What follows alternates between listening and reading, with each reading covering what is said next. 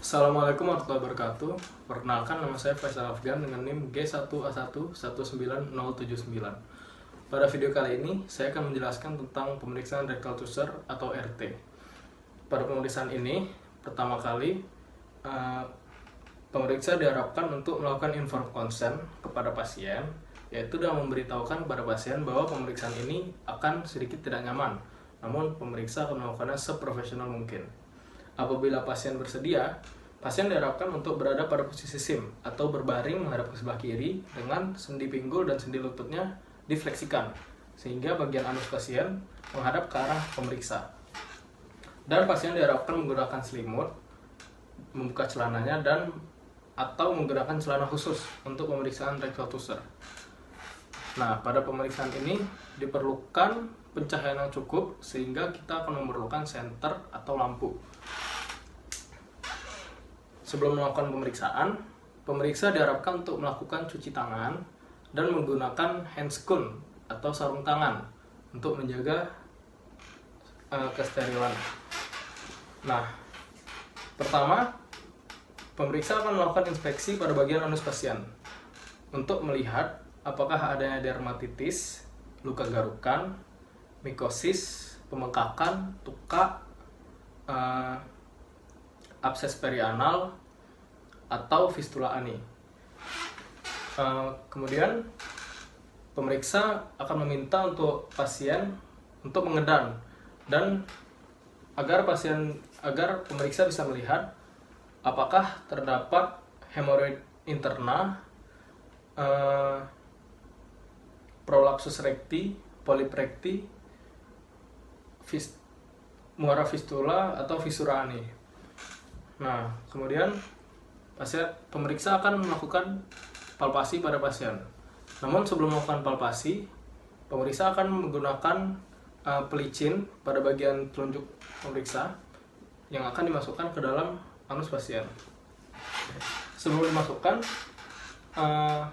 tangan kiri dari pemeriksa akan diletakkan di bagian simfisis dan pemeriksa meminta kepada pasien untuk mengedan.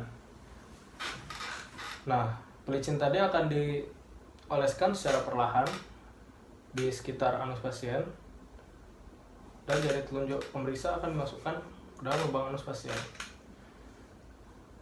Setelah dimasukkan, yang pertama kali dinilai oleh pemeriksa adalah tonus sphincter ani. Apakah jepitannya kuat atau tidak? Pada pasien ini, jepitan tonus sphincter aninya kuat. Kemudian, pemeriksa akan menilai pada bagian ampula recti. Apakah kolaps atau tidak? Pada pasien ini tidak terdapat kolaps. Kemudian pemeriksa akan memeriksa bagian mukosa recti. Nah, pada bagian mukosa ini pemeriksa akan melihat apakah adanya benjolan atau tidak. Apabila ada benjolan, pemeriksa harus mengetahui benjolan tersebut terletak di arah jam berapa, rapuh atau tidak rapuh, dan jaraknya dari anokutan line. Selanjutnya pemeriksa akan memeriksa bagian prostat. Nah, pemeriksa akan memutar jarinya karena prostat ini terletak di bagian anterior. Nah, pemeriksa akan meraba bagian posterior prostat untuk meraba pol atasnya teraba atau tidak. Pada pasien ini tidak, dan pemeriksa akan meraba apakah terdapat nodul. Pada pasien ini terdapat nodul yang konsistensinya agak keras. Nah, kemudian pemeriksa akan meraba bagian luar lumen. Apakah di bagian itu terdapat benjolan atau tidak? Pada pasien ini tidak terdapat benjolan. Kemudian pemeriksa akan melakukan pemeriksaan nyeri terhadap pasien.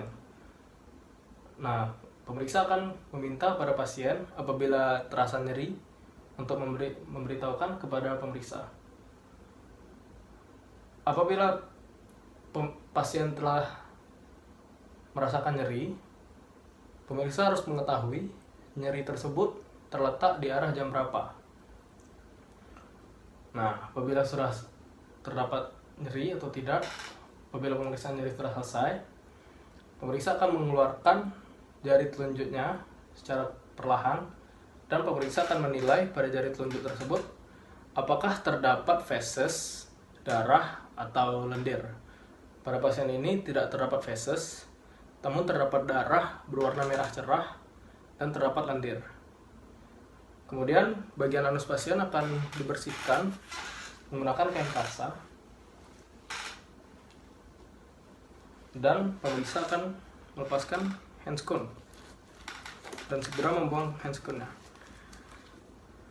Apabila pemeriksaan telah selesai, pasien diharapkan kembali ke meja pemeriksaan dan pemeriksa akan menjelaskan bagaimana hasil dari pemeriksaan terhadap pasien tersebut.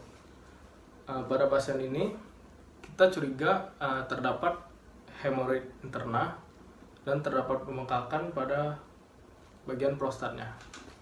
Sekian video dari saya.